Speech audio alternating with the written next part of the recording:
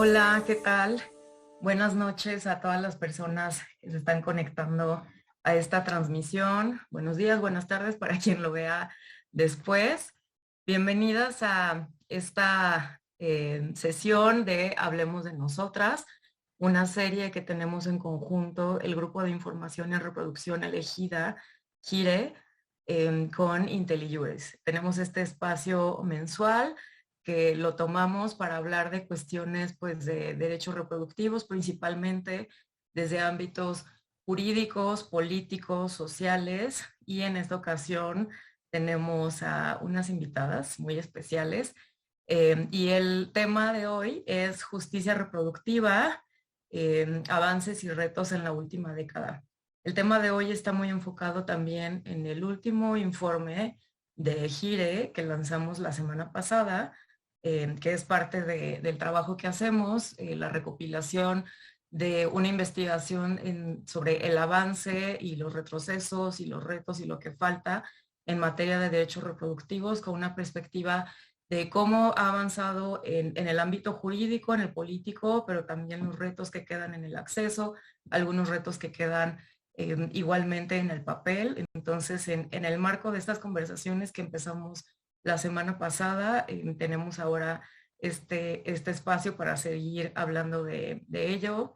A todas las personas que nos siguen, pues las invitamos también a consultar este informe y a quedarse hasta el final para que escuchen todas las ideas que tengan que compartir nuestras invitadas de hoy. Como también dice el título de esta charla, que es una conversación entre feministas, decidimos no hacer una ronda de leer estas semblanzas que se acostumbran leer en muchos eventos, sino que nos vamos a dar un espacio para que cada una de nosotras nos presentemos como, pues básicamente como queramos hacerlo el día de hoy en este espacio, en este momento. Si quieren, empiezo yo. Yo soy Rebeca Lorea, soy abogada y coordino el área de incidencia en política pública en GIRE, donde he tenido la fortuna de trabajar durante los últimos casi 5 años. Y soy feminista o intento por lo menos todos los días guiarme por principios feministas en mis relaciones. Y pues nada, bienvenidas todas. Me encanta Beyoncé, me encanta la partería y pues bienvenidas. Si quieren, continuamos con Patricia Mercado. Hola, ¿qué tal? Pues yo soy feminista desde pues, los lugares, desde los distintos lugares donde he actuado en los últimos 40 años como activista, pero a veces como integrante o dirigente partidaria, también he estado en gobierno y ahora como legisladora, pues siempre impulsando una agenda de libertades y derechos. Y pues ahora, en este momento, pues desde este lugar, ¿no? Desde este lugar es la primera vez que soy legisladora y soy senadora. Y bueno, pues desde este lugar, igual en estos 6 años, mi plan estratégico ha estado ligado pues a esta agenda de libertades y derechos con un amor muy especial y con convicción muy especial en la agenda por los derechos de las mujeres. Muchas gracias, Patricia. Bienvenida. Si quieren, continuamos con Dalia. Hola a todas, a todos, a todes. Yo soy Dalia de la Cerda, soy codirectora de Morras Gel Morras, una colectiva feminista de Aguascalientes, pero que trabaja a nivel nacional. Cuando digo que soy codirectora me refiero a que soy tallerista, acompaño abortos, bueno, un poco del TIF estratégico junto con Gire. En ocasiones hago incidencia política, cabildeo, gestiono recursos y hago todo, básicamente junto con mi otra compañera que es codirectora, Memera también. Soy también escritora, me gusta escribir narrativa y ensayo. Tengo ahí un ensayo en libro de sexto piso que se llama Tsunami 2. Y tengo un libro que se llama Perras de Reserva, que está agotado, pero que en febrero sale la segunda edición también con Sexto Piso.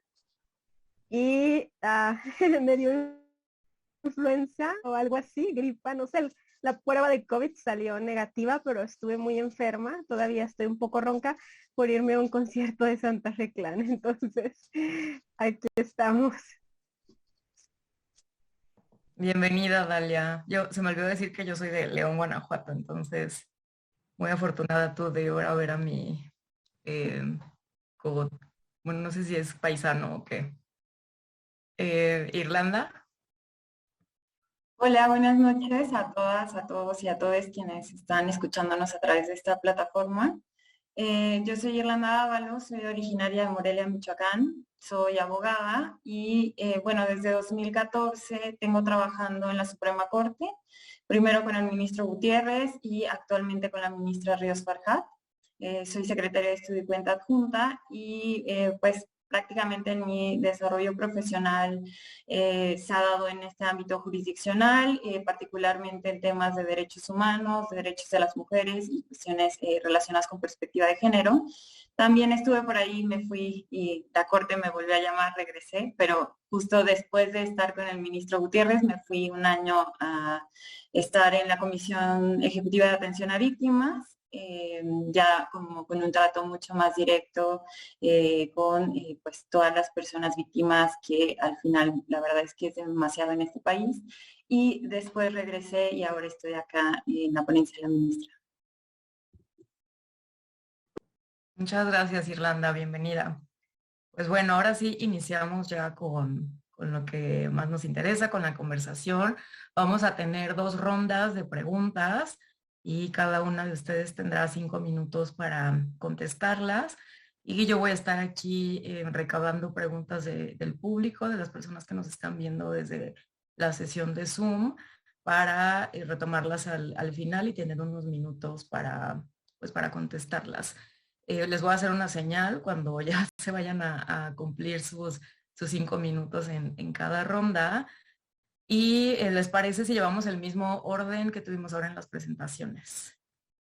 Entonces, la primera pregunta que nos parece como muy importante para detonar esta conversación es ¿qué entienden ustedes por justicia reproductiva?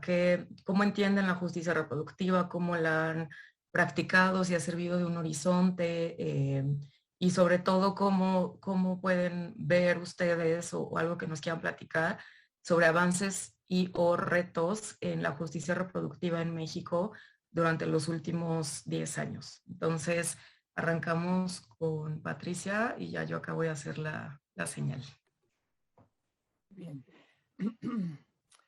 Bueno, pues primero creo que está muy bien el informe, ¿eh? Realmente no lo he terminado de leer, pero lo estoy leyendo.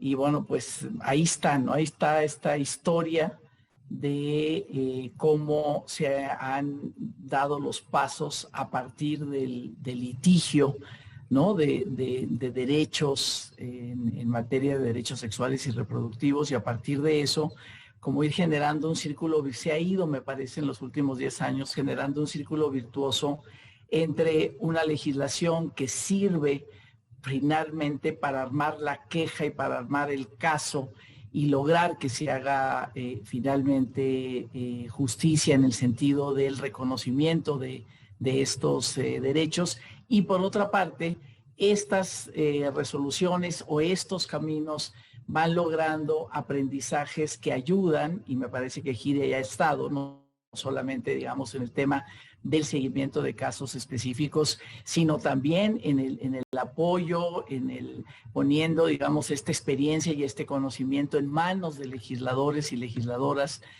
sobre todo en los últimos años, donde la presencia de mujeres en las legislaturas hasta llegar a la última, estas últimas que estamos viviendo, paritarias a lo largo y ancho del país, en todos los estados y a nivel del Congreso de la Unión, que ayudan, digamos, a legislar, ¿no? A hacer pactos y a legislar para fortalecer finalmente, pues, el marco de derechos y de reconocimiento de derechos que permiten, pues, a la vez ir avanzando en ir logrando, pues, finalmente resoluciones, digamos, cada vez más cercanas a el reconocimiento de estos derechos. Entonces me parece, digo, yo cuando pienso, digamos, a lo mejor algunas saben, otras no, o algunos o algunas,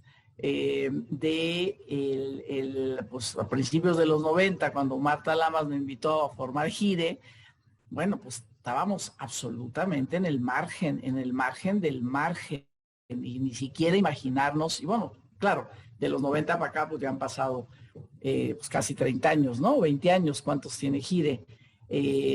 Pero estábamos pues en una situación apenas, ¿no? Apenas de tocar las puertas del Congreso de la Unión para ver si algo podíamos avanzar en este terreno, y donde en ese momento, pues quizás lo más importante, además de las batallas, digamos, callejeras del movimiento de mujeres y feminista, pues también poder poner en la mesa de la discusión pública los elementos, la evidencia, el argumento de por qué digamos, las mujeres y las personas pues teníamos que, o el Estado mexicano tendría que garantizar los derechos sexuales y reproductivos. Entonces me parece que en los últimos 10 años, sobre todo, pues del margen se ha puesto en el centro de la discusión pública, y esto pues ha generado un contexto donde han cambiado legislaciones. Tenemos los 10 años de la gran, digamos, revolución del artículo primero constitucional del reconocimiento de los derechos humanos, y a partir de eso, pues, generar, digamos, una plataforma jurídica, ustedes son las expertas, ¿no?, para poder lograr esta justicia, y que realmente las mujeres y las personas, y creo que la última resolución de la Corte, que ahí también me parece una cuestión muy importante. De verdad, a mí senadoras venían y me preguntaban: Patricia, ¿qué es eso de personas gestantes? ¿Por qué la Corte dice personas gestantes? ¿Qué significa eso?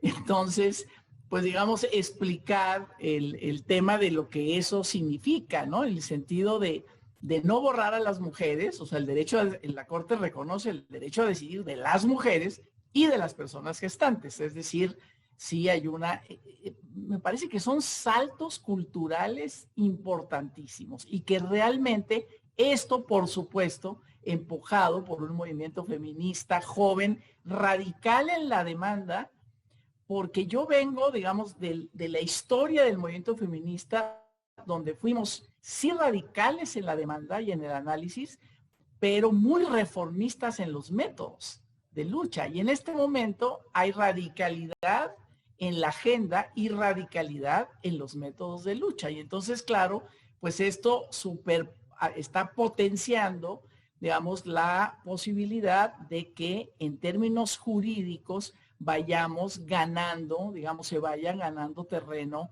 pues a favor del reconocimiento de estos derechos. Y bueno, ya me pusieron la manita, digamos, a mí me parece que en este momento sí está habiendo también un cambio en las legislaciones a favor de estos derechos, o por lo menos, digamos, hay presentación de iniciativas y tal.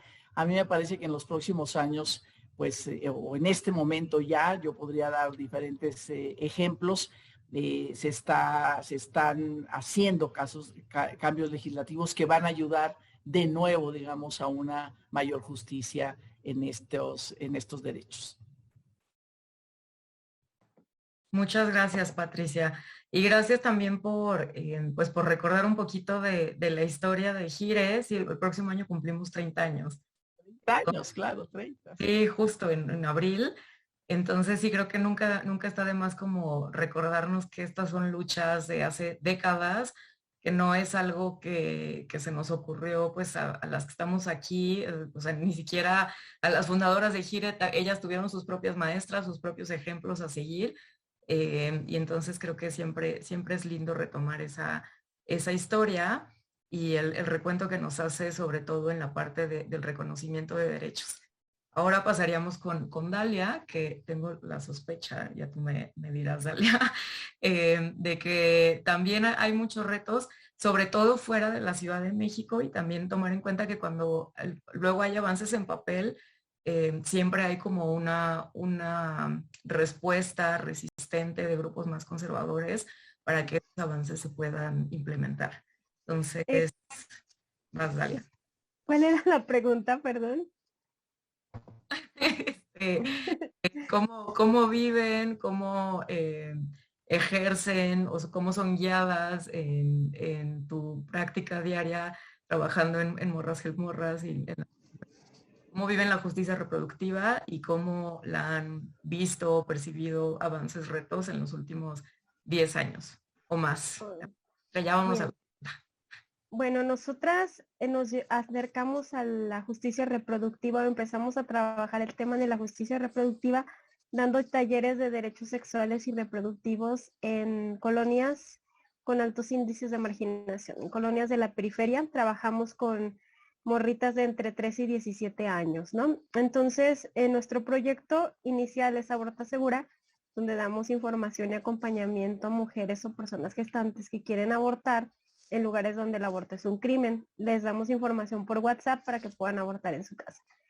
Aguascalientes es uno de los estados que tiene más alto índice de embarazos no planificados en adolescentes. Entonces nosotras decíamos, pues si hay embarazos no planificados en adolescentes, hay que llevarles información de aborto y se soluciona el problema. Genias, ¿no? Entonces fuimos a llevarles información de aborto disfrazada de talleres de derechos sexuales y reproductivos, y el tema del aborto no era bien recibido por nuestras alumnitas, ¿no? Ellas nos decían que no estaban a favor del aborto, tenían una idea de la maternidad que no significaba un problema, aunque fueran adolescentes entre 3 y 17 años. Ellas decían, no, pues si yo me embarazo, yo salgo adelante, ¿no? Yo en chingona y cabrona me las arreglo y no hay problema, para mí eso no es un obstáculo, y aborto no. Cuando empezamos a indagar por qué aborto no, nos encontramos que ellas habían estado pues todo el tiempo en contacto con argumentos a favor del aborto que las hacían sentir vulneradas, como que el aborto es para que no haya niños pobres en las calles, ¿no? Y ellas eran niñas que vivían en las colonias con más alto índice de pobreza y se sentían directamente pues, confrontadas o insultadas, ¿no? Incluso nos preguntaban, ¿que ustedes las feministas no quieren que yo tenga hijos o que mis hermanitos existan? ¿O por qué dicen esas cosas? Nosotras tenemos derecho a tener hijos también, ¿no? Entonces ahí nosotras como que se nos iluminó la cabeza y nos dimos cuenta que en realidad pues el aborto no era la panacea y que no era la necesidad reproductiva o de justicia reproductiva que todas las mujeres necesitaban, que había otras cosas, ¿no? Entonces empezamos a dar talleres pues sí de prevención del embarazo no deseado, pero también de pues, los derechos que ellas tienen en caso de que resulten embarazadas, ¿no? ¿Cuáles son todas las opciones que tienen desde interrumpir el embarazo hasta pues el acceso a pues la atención médica sin estigmas, sin violentarlas, sin tratarlas mal, y que durante igual el parto y el ejercicio de la maternidad tienen estos derechos? Pero nos encontramos con muchas dificultades porque como son adolescentes, no se les contempla como personas que sean sujetas de derechos. Entonces, todos los esfuerzos se enfocan en evitar que se embaracen, pero no en qué hacer cuando ya están embarazadas. Entonces, nosotros, ese es nuestro reto en este momento, que muchos de estos esfuerzos pues se hacen para que no estén embarazadas, no se embaracen, pero cuando ya están embarazadas se enfrentan a un chorro de violencias que son muchas veces invisibilizadas y que a ellas les afectan en su desarrollo cotidiano y en su vida, ¿no? En nuestros grupos siempre tenemos niñas, adolescentes, sobre todo adolescentes de 13 a 17 años que ya son madres o que están embarazadas y nos dicen que las maltratan muchísimo en los centros de salud por ser jóvenes, ¿no? Que les hacen comentarios hirientes por ser tan jóvenes y haberse embarazado.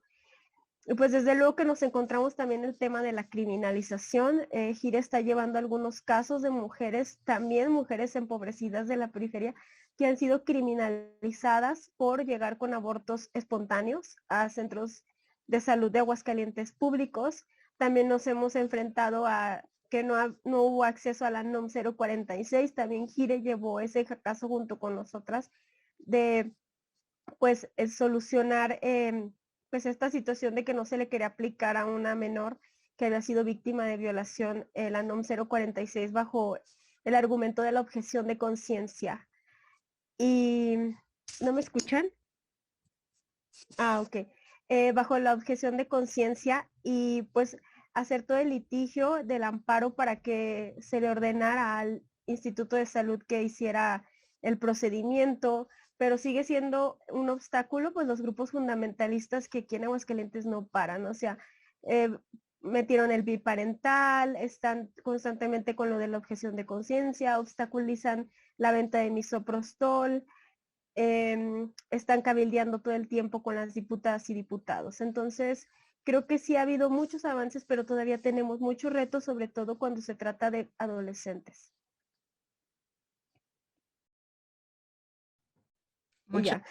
Sí, sí.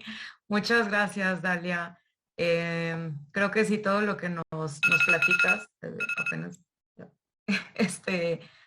todo lo que nos platicas del trabajo de Morras es como un gran ejemplo de qué es la justicia reproductiva o cómo se ve cuando uno coloca un lente de justicia reproductiva al trabajo diario, que no sea solamente desde la teoría o desde agendas de otras personas que creemos que esa puede ser como la solución a cierto problema, sino que siempre tienen que estar las mismas poblaciones, en este caso las adolescentes de las periferias de Aguascalientes involucradas y escuchadas, y que de eso se trata, ¿no? De que todas tengamos las condiciones de poder decidir lo que sea que queramos decidir y que el Estado las garantice, independientemente de nuestra edad, sexo, identidad de género, orientación sexual y todas las cosas que ya sabemos. Entonces, muchas gracias por compartirnos el trabajo de Morras tan valioso.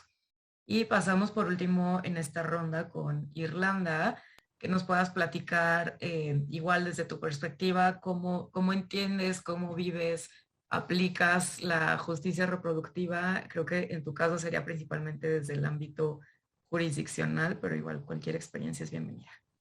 Sí, muchas gracias, Rebeca. Pues creo que inicialmente la ventaja de participar al final es que puedo retomar un poco también de lo que señalaron, que me parece muy interesante lo que señala Patricia y Dalia, justo como desde su...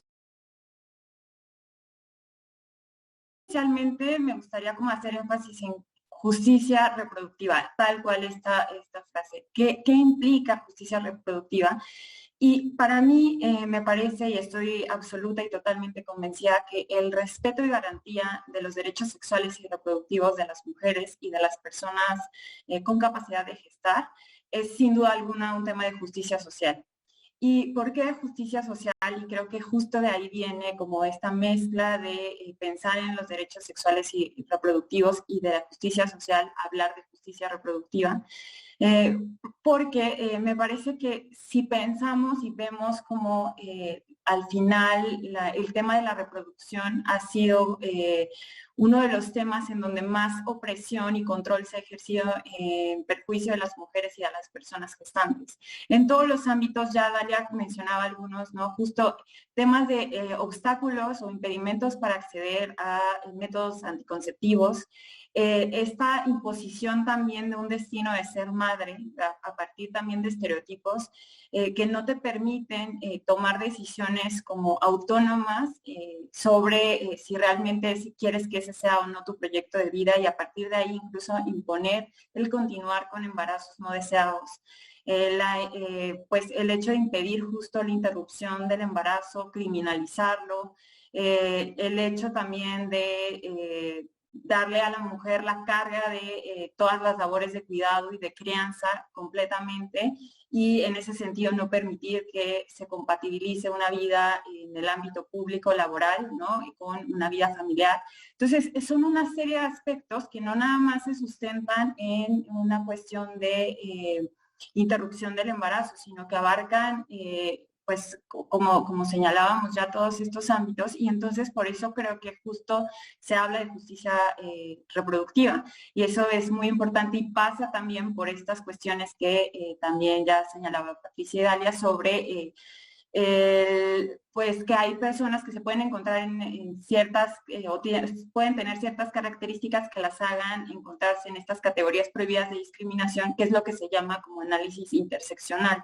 de cómo esto las posiciona en situaciones de mayor vulnerabilidad, ¿no? Que pues seas mujer, seas indígena, seas adolescente, estés en una situación de marginación relevante, entonces claro que los impactos también van a ser mucho mayores. Y justo desde mi perspectiva jurisdiccional, como en esta línea que también creo que se describe claramente en este informe de Gire, que también les felicito, me parece un gran informe, es un gran elemento para seguir avanzando y discutiendo sobre estos temas en lo subsecuente. Podemos hacer como una línea de tiempo muy rápida de las decisiones de la Corte, que inician como en 2008 y justo ya viene como toda esta fuerza ahora en este año, en 2021, sobre estos temas de interrupción del embarazo sobre todo, ¿no?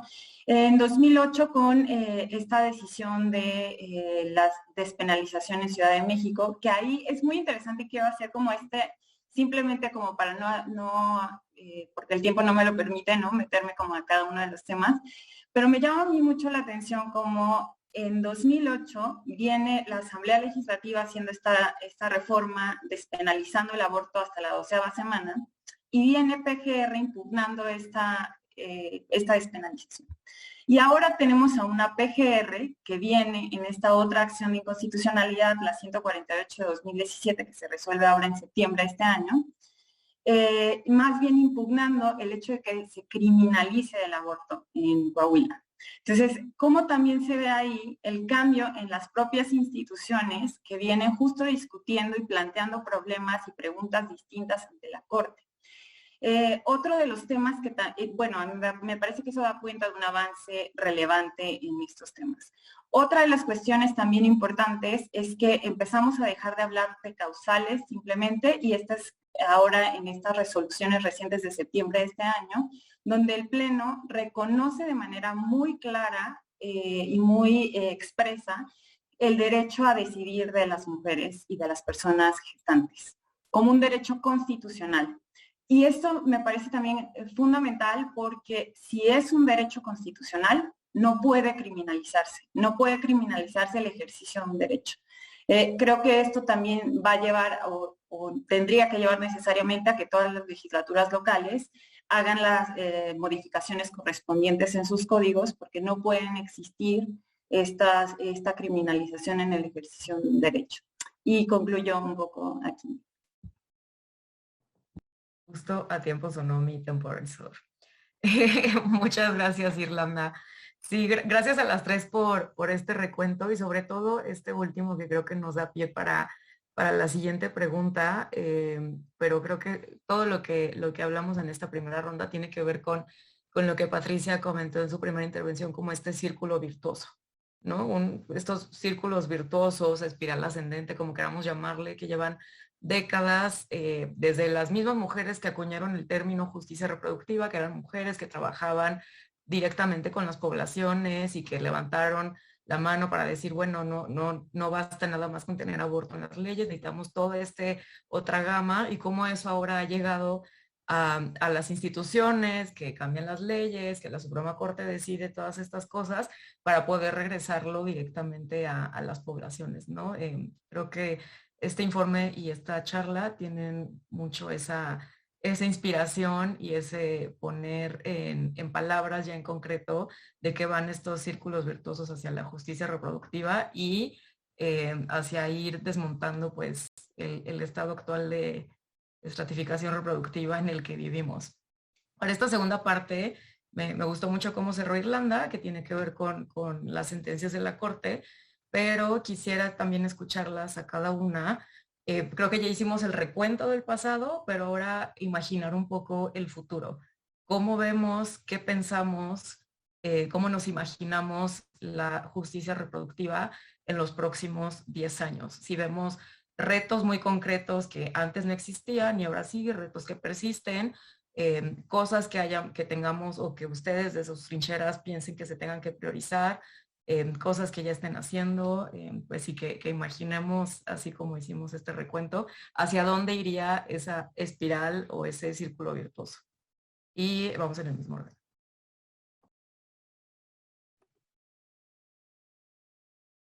Sí, bueno, creo que uno de los, digamos, de los temas que está en la agenda pública, sin duda lo que ha planteado Dalia me parece muy importante que, digamos, que en estos próximos, digamos, en el futuro próximo, creo que van a ser uno de los temas, ¿no? De los temas centrales en este avance del reconocimiento del derecho a decidir de las mujeres, pues el tema del embarazo infantil y adolescente, ¿no? Y todo lo que esto significa y la gran deuda que me parece que la gran deuda que tienen las instituciones del Estado mexicano, ¿no? En los tres órdenes de gobierno y en todas las instituciones, de no estar respetando la norma 046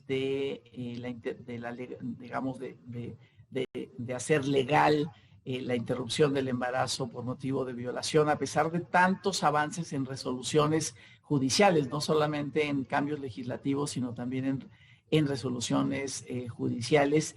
Y bueno, pues tenemos este tema. Creo que con APO, ¿no? Con una feminista al frente, Gabriela Rodríguez, que además digamos, es una mujer que como feminista esa es su mayor, digamos, potencial en términos de lo que ha hecho en muchos años y ahora está ahí al frente de esta institución, cómo está lanzando las alertas, ¿no? Las alertas de los 1000 embarazos diarios y de los, partos diarios y ¿no? Del embarazo, de los partos de niñas de 10 y 11 años y todo lo que esto significa. Me parece que ahí hay un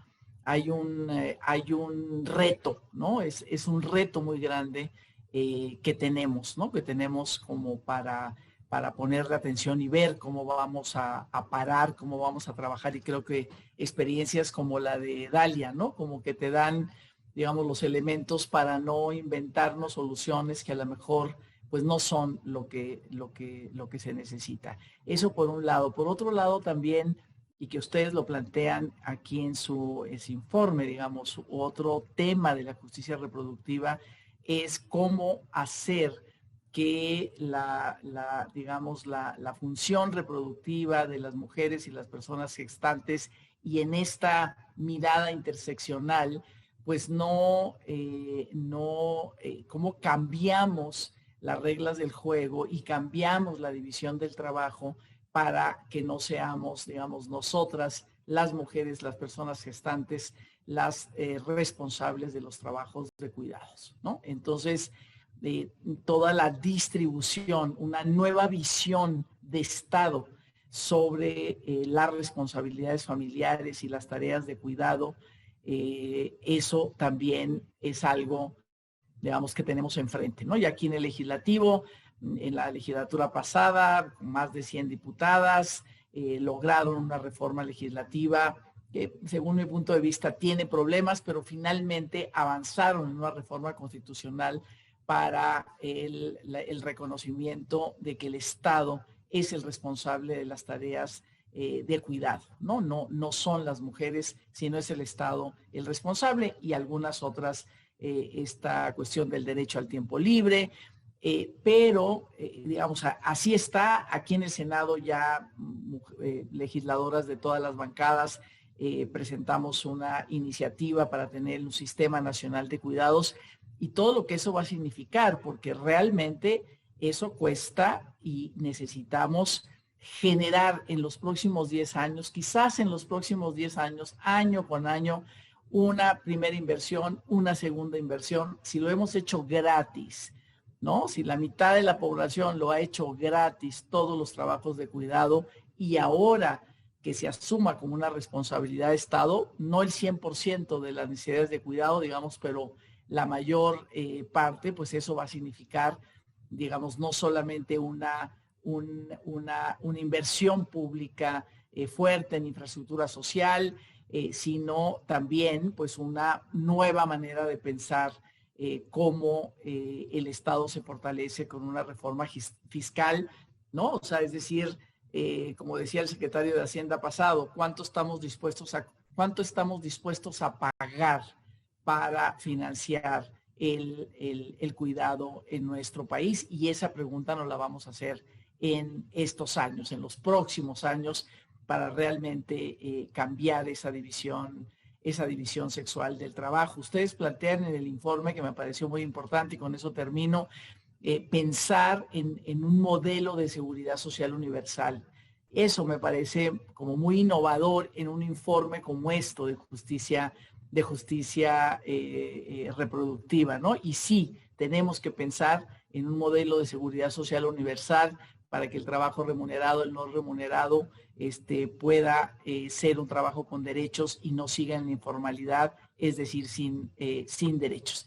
Y ahora sí, termino, me parece que aguas, ¿no? Porque ahí vamos a tener que estar muy atentas de que los nuevos modelos los nuevos modelos de trabajo, ¿no? De empleo, de generación de empleo, son modelos, digamos, que pueden hacer que las mujeres queden en casa, se inserten en esos nuevos modelos de trabajo, pero que se refuerce el tema de conciliar al interior del hogar sus tiempos de trabajo, sus tiempos de la vida y sus tiempos de cuidado, ¿no? Entonces eso puede reforzar la actual división sexual del trabajo, y tenemos que estar muy alertas en eso.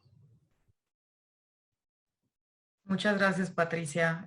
Sí, me encanta esta idea de pensar la justicia reproductiva ya no solo desde, como desde la parte jurídica de los derechos, sino el cuánto cuestan los derechos y a quién a quién le están costando, y por lo general nos cuestan a las mujeres y a las personas por capacidad de gestar, y nos cuestan literal en el cuerpo, en lo que nos atraviesa, en el tiempo que invertimos gratis, en los sueños que dejamos atrás por estar cuidando, o incluso en tener que abandonar el interés que tengamos de cuidar porque no hay condiciones de conciliar, como en el caso de, me imagino yo el caso de estas chicas que comentaba Dalia, ¿no? Como que son adolescentes que quieren llevar a término un embarazo, pero tampoco tienen ese arropo del Estado para que una vez que ya son madres puedan cuidar sin ser estigmatizadas y sin ser incluso criminalizadas, ¿no?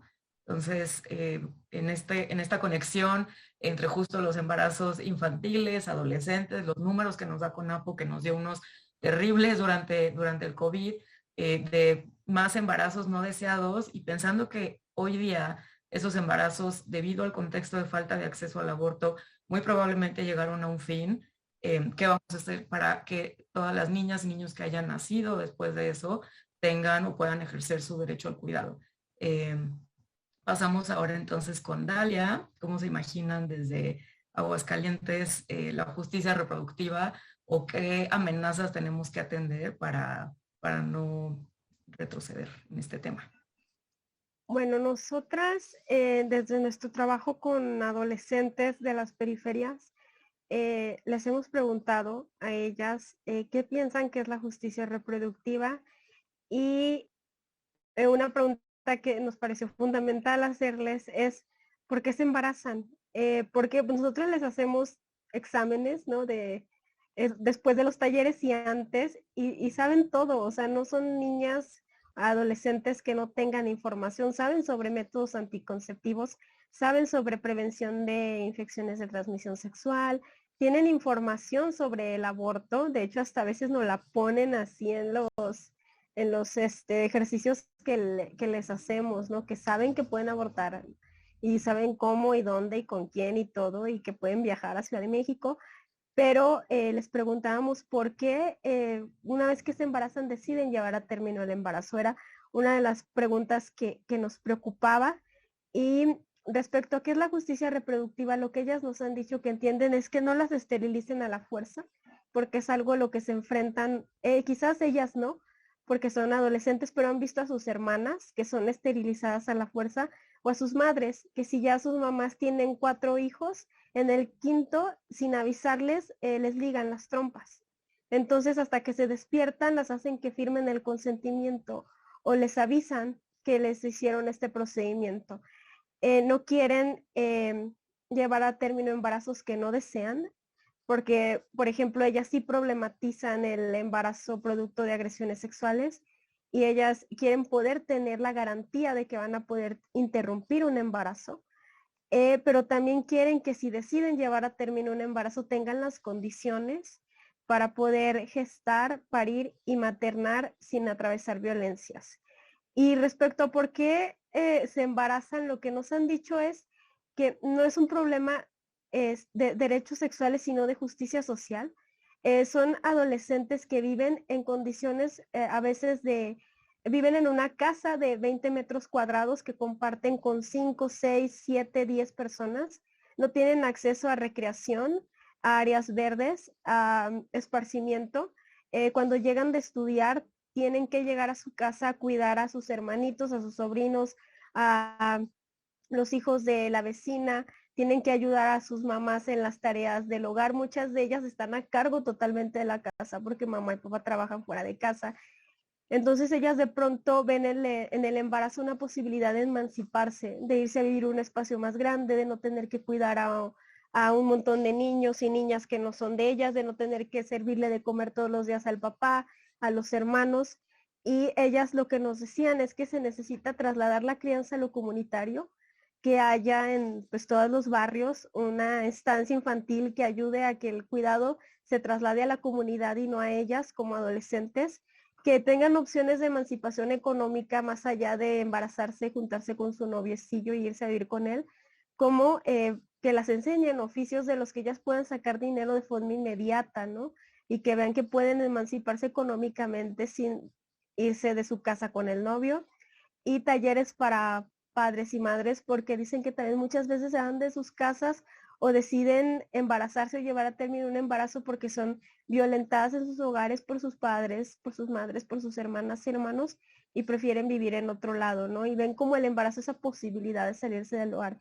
Entonces creo que mientras no atendamos todas estas violencias y esta desigualdad que viven estas adolescentes, difícilmente se va a poder reducir la tasa de embarazos no deseados en adolescentes. Porque, pues aunque les des métodos anticonceptivos e información, van a seguir buscando formas de emanciparse del hogar. Y la otra tarea que tenemos pendiente creo que es respecto al aborto, de realmente desestigmatizarlo, porque pensamos que lo estamos desestigmatizando, pero a veces decimos argumentos que reproducen el estigma, ¿no? Por ejemplo, decir que si lo legalizamos va a bajar la tasa de abortos, y en realidad si sube, pues qué bueno, ¿no? Quiere decir que muchas mujeres y personas con capacidad de gestar están ejerciendo el derecho de abortar. Entonces, dejar de verlo como algo negativo. El aborto no es algo negativo, es un procedimiento más en la vida reproductiva de las mujeres y personas con capacidad de gestar, y tenemos que verlo así como un procedimiento más. Y sería todo de mi parte. Quedan 20 segundos. No, así que podemos sumarlos al final. Es que ya no puedo, estoy tosiendo. Ay, sí. No, no te apures. Déjalo, porque si no esto va a sonar. Muchas gracias, Dalia, por darnos esta experiencia de las periferias. Me llama muchísimo la atención cómo han avanzado los discursos. Creo que en este recuento que hicimos de 10, 20, 30 años, hablamos ahora de la corte, de las organizaciones, de las leyes, pero no habíamos mencionado la evolución, no en todos lados, por algo lo mencionaste, pero como ya también estamos señalándonos lo problemático de algunos discursos en favor del aborto, y también la importancia de no generalizar las experiencias. O sea, me llamó mucho la atención como ahora en lo que nos platicas, prácticamente para las adolescentes con quienes ustedes trabajan, el parir es emanciparse, mientras en otros espacios y en otras, sí, como estratos sociales, parir es completamente lo contrario, ¿no? Y entonces, como siempre, hay que atender al contexto antes de proponer soluciones mágicas que vayan a aplicar a todo el mundo por igual, porque eso muchas veces termina replicando justo lo que queremos terminar. Pasamos ahora, por último, en esta ronda con Irlanda. ¿Cómo te imaginas desde la corte, desde el poder judicial en general, qué puede pasar con la justicia reproductiva en el futuro? Bueno, la verdad es que escuchándolas estaba como pensando en varias cuestiones y uno de los temas que a mí me parece fundamental, lo decía Patricia, después lo retomaba Dalia, es el tema de los cuidados y los cuidados a cargo del Estado. Y creo que esa va a ser uno de los grandes temas a futuro a hablar. Y sobre todo también lo vemos ahora, yo lo veía recientemente, se resolvió un caso en la Corte sobre la guardia y custodia y cómo hay que atribuir esta guardia y custodia, por ejemplo, atendiendo a los trabajos de las mujeres cuando son demandantes. En este caso era una jueza de distrito a quien a partir de estas labores y que tenía pues esta demanda en su tiempo hacia su trabajo, no le querían dar la guardia y custodia de su hija por pensar que no la iba a cuidar adecuadamente. Entonces, con eso soslayamos todas las cuestiones sobre también redes de apoyo y de cuidado y también esta carga que tendría que estar para el Estado. Pero me llama mucho la atención cómo ha cambiado eso. Inicialmente partíamos en temas de guardia y custodia de leyes y también esto fue aprobado incluso por jurisprudencia de la Corte sobre leyes que daban una preferencia de manera automática a las mujeres en temas de guardia y custodia por considerar que era la más apta y adecuada, ¿no?, para ejercer estas labores de cuidado. Y ahora ya llegamos con también, obviamente han habido cambios sociales que no podemos desconocer en donde las mujeres han podido acceder a trabajos en el ámbito público y que finalmente también terminan siendo como en su contra para efecto de poder conciliar debidamente una vida familiar y laboral. Entonces creo que ese sí, sin duda, es uno de los grandes temas. Y el otro tema que yo también estaba pensando es, bueno, pensaría en dos, que espero que me dé tiempo también para hablarlos. El segundo tema es el tema de gestación sustituta y subrogada. Creo que ahí ese también es uno de los grandes temas que va a estar a discusión en estos próximos años. Ya lo está desde ahora, también en este año se resolvió en el Pleno de la Corte una acción de inconstitucionalidad y un amparo en revisión sobre la legislación civil de Tabasco, que es uno de los estados que tiene regulada esta figura. Dentro de este tema hay sin duda como distintas posturas dentro de los propios, de los feminismos, ¿no? Personas que están en contra de que se regule y se reconozca la posibilidad de una gestación y personas que dicen que más bien lo importante es regular para evitar justo situaciones de desprotección. Entonces, ese es uno de los grandes temas. No hay legislación en muchas otras entidades federativas y de hecho acaba de llegar recientemente también este año una solicitud de atracción. Se atrajo un asunto en la primera sala de la Ciudad de México, en donde precisamente no hay regulación y son dos personas españolas solicitando firmaron un contrato con una mujer gestante y están solicitando que vía jurisdicción voluntaria se reconozca que este contrato hay ausencia de vicios en el consentimiento, se reconozca la validez de ese contrato y se establezca la filiación del niño o niña que nazca a partir de este procedimiento para los padres intencionales que son extranjeros. Y creo que detrás de esto, pues justo hay un montón de temas a discutir que tienen que ver también con derechos de la infancia, derecho a la identidad y con derechos también de las personas gestantes y protegerles de no caer en situaciones de mayor vulnerabilidad.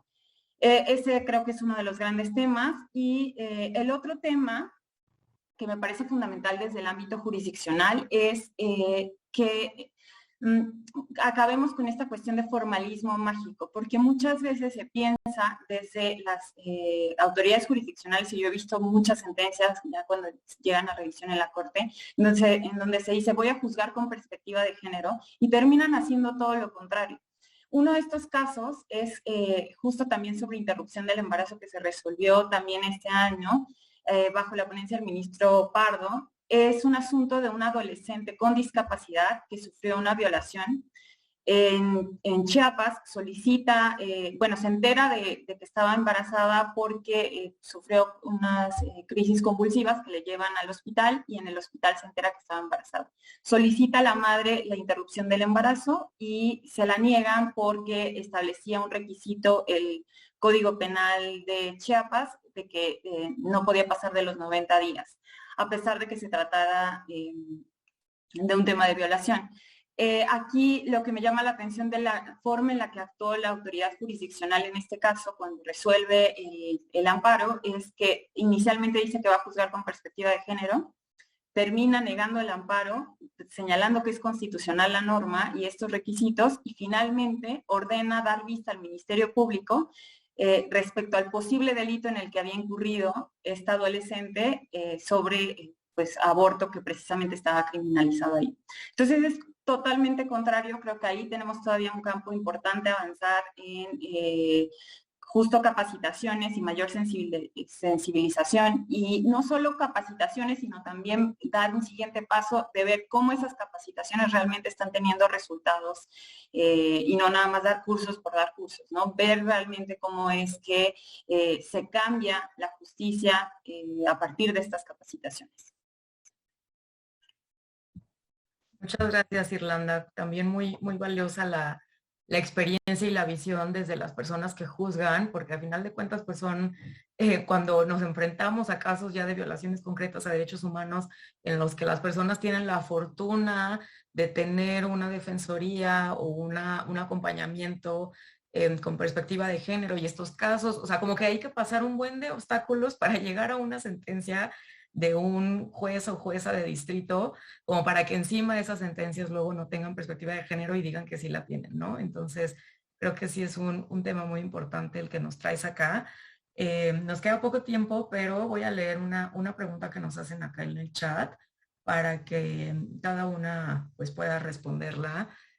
Nos pregunta Mónica Torres si el fenómeno de la violencia y la inseguridad está relacionado con una crianza violenta y cómo podrían las adolescentes, las personas gestantes, asumir un proceso de crianza permanente. Si los derechos reproductivos son como una herramienta para facilitar una mejor crianza. Y si quieren, no sé si alguien quiere como contestarla antes. Creo que también se relaciona mucho con esta idea que mencionaba Dalia de lo que exigen las mujeres que ustedes acompañan, de tener estancias infantiles comunitarias, ¿no? De que no sea nada más la carga en las mujeres de las familias. Pero, ¿quién quiere contestar a Mónica? No, decía que ya. tiene que ver Listo. con este planteamiento de la responsabilidad social del cuidado. No es solamente, digamos, sí se necesita la infraestructura social para el cuidado, o sea, cuidado de niñas, niños, cuidados de personas adultas mayores dependientes, personas con discapacidad, todos los que necesitan y tienen el derecho a ser cuidados.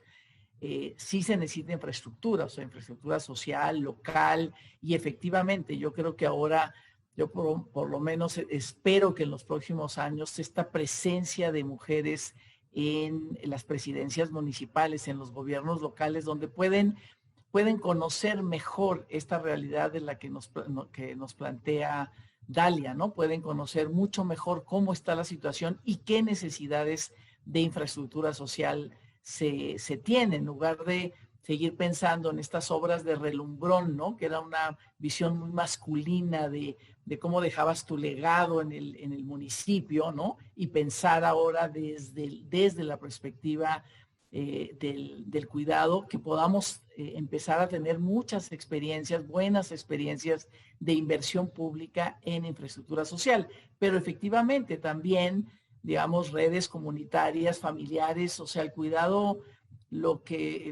implica muchas cosas a diferentes horas, en diferentes momentos, un espacio público, lo que decía Dalia, o sea, no tienen parques, no tienen espacio público. El desarrollo del espacio público cada vez me parece que puede ser más importante y que son espacios, digamos, que se necesitan para socializar finalmente el cuidado y no hacerlo adentro de las cuatro paredes de una casa, de un hogar, ¿no? Entonces yo, digamos, lo veo, por supuesto, por ahí, tal y como lo dice la pregunta, ¿no?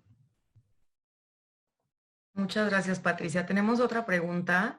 Fer pregunta, ¿qué podemos hacer desde la ciudadanía para apoyar a las víctimas de estas problemáticas? No sé si Dalia, Irlanda. Bueno, yo digo, me parece que finalmente esto es un tema que nos concierne a todas, entonces digo, qué importante esta pregunta de estar como interesadas en participar en estas cuestiones. Y yo creo que a partir de apoyar también organizaciones de la sociedad civil que precisamente impulsan la agenda de estos derechos y el respeto y reconocimiento como lo es GIRE, ¿no? Yo pienso mucho también en lo importante que es que existan estas organizaciones de la sociedad civil acompañando a mujeres y personas gestantes que pasan por todas estas situaciones, o igual también esta asociación en la que está Dalia, ¿no? Porque finalmente eso es lo que lleva a que no, si existe una violación a sus derechos humanos, esta no persista y entonces yo lo pensaba mucho con Gire en los casos que han llegado, por ejemplo, a la corte, donde han logrado interrumpir el embarazo cuando así lo han deseado, precisamente por el acompañamiento que ustedes les pueden dar, ¿no? Si estuvieran como solas completamente, pues creo que es como muy complejo. Justamente iba a decir lo mismo, que pueden apoyar donando a organizaciones civiles que trabajan el tema como a GIRE. A nosotras no nos pueden donar porque no somos una tarea, pero pueden donarle a GIRE, a Fondos Semillas, que apoyan a organizaciones feministas, y votando por pues candidatos, candidatas, candidates que tengan una agenda política congruente con el respeto de los derechos sexuales y reproductivos. De acuerdísimo.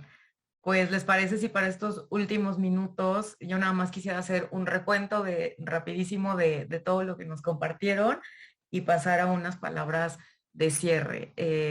Creo que hicimos un buen como maquinita, todo se ajustó muy bien para hablar de los círculos viciosos que hay que parar en el ámbito de la justicia reproductiva y hasta dónde tenemos que ir en estos círculos viciosos desde la parte política, desde la jurídica y desde la social. Y creo que ahora también con esta última pregunta que nos hicieron, pues desde la participación y el interés que tengan todas las personas que ven esta charla, las personas que se acercan a estos temas para cambiar la realidad. Creo que quedó muy claro que todos estos son temas que nos conciernen a todas, no son temas solamente de mujeres o solamente de personas gestantes o solamente de las personas a quienes atraviesan directamente, sino que son temas transversales. La justicia reproductiva es algo que necesitamos todas, que al final nos vamos a beneficiar todas si la logramos, y al mismo tiempo un marco de análisis y referencia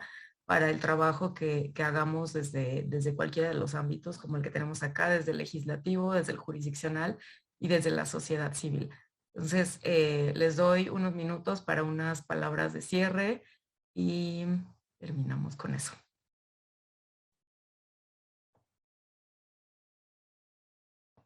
Con Patricia. Ajá.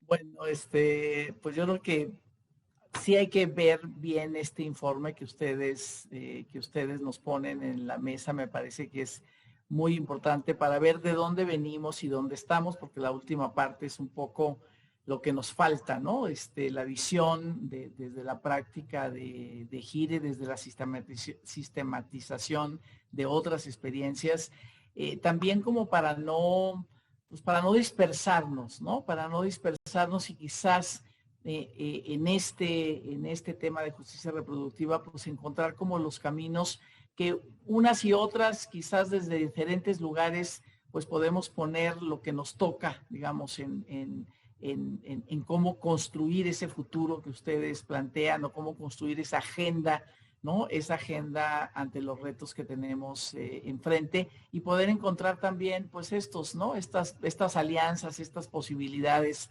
con generosidad entre nosotras, con reconocimiento, con generosidad de que cada una lo está haciendo desde el lugar donde está y bien, ¿no? Y finalmente, pues nos necesitamos en ese camino. Pero de verdad, su informe, su camino, así se llama, ¿no? El camino. Me parece que sí nos da una ruta donde todas estas diferentes visiones que hemos estado aquí hablando, hemos estado hablando desde diferentes lugares, finalmente podamos encontrar como una ruta, porque la cosa está muy dura, ¿no? Está muy, muy dura y mejor como unir fuerzas, digamos, o acumular fuerzas sin dispersarnos quizás tanto en este tema. Muchas gracias, Patricia. Y sí, qué bueno que esta sea una herramienta que les sirva desde el trabajo legislativo, aliadas como tú y a otras aliadas también en el Senado, que trabajen en conjunto. Dalia. Pues nada, yo agradecer por el espacio, me gustó mucho compartir con ustedes y pues lo mismo, ¿no? De que este informe nos permite revisar cómo hemos avanzado y sobre todo también los retos que nos faltan, ¿no? Y el trabajo relevante que ha hecho Gire pues para, en estos avances, que a mí me parece muy relevante los litigios y todo el acompañamiento a víctimas que hacen, que son sin duda importantísimos en que estos avances que tenemos estén ahí, ¿no? Al menos en el caso de Aguascalientes, con la aplicación de la NOM 046 sí hay un antes y después de la intervención que hizo Gire, no solamente en la vida concreta de esta adolescente, sino en otras mujeres que ya están solicitando la NOM 046 y que se las aplican sin tanto brete ya, sin poner tantos obstáculos. Y pues que revisen pues este informe, porque al menos a nosotras nos sirve muchísimo los informes que hace Gire para justificar y argumentar a la hora que hacemos cabildeo, ¿no? Nosotros vamos a empezar ya a hacer cabildeo con la nueva legislatura y los documentos base que utilizamos siempre son los textos de Gire, porque son impecables, están bien investigados, bien argumentados, traen estadísticas, entonces son increíbles para plantear argumentos a favor de la justicia reproductiva y de los retos que todavía tenemos. En Aguascalientes, pues vamos por el tema de la despenalización del aborto. A ver cómo nos va. Bien, ya en 10 días, en 10 años seguramente ya, esperamos que esto ya no vaya a ser un tema. Ya el tema va a ser la implementación y tal.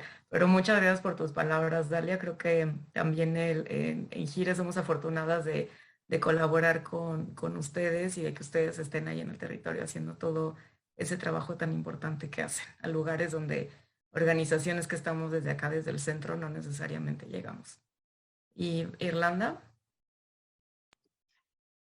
Bueno, yo primero que nada aprovechar también para agradecerles la invitación a Gire, a IntelliJuris.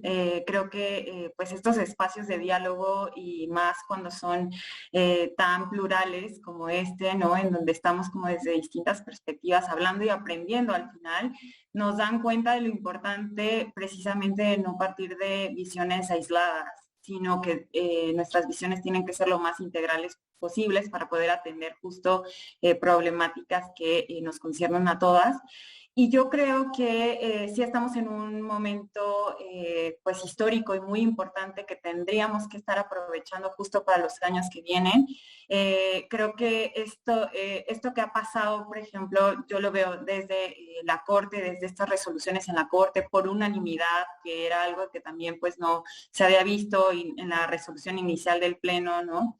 Creo que el hecho de que se reconozca también este derecho a nivel constitucional a decidir, que tiene todas estas implicaciones, nos tiene que dar también para pues no bajar la guardia, seguir pues luchando justo por estos derechos y también saber que esta determinación de la Corte no fue una concesión, sino que es producto y resultado de luchas de años. Como tú bien lo señalabas, Rebe, desde el inicio, luchas de años de mujeres que han puesto el cuerpo, que han puesto la energía, el trabajo, el esfuerzo, precisamente en lograr todos estos avances. Y también quisiera como concluir esta participación mía con algo que decía Dalia sobre ya ir como o cambiando la estigmatización en el aborto, ¿no?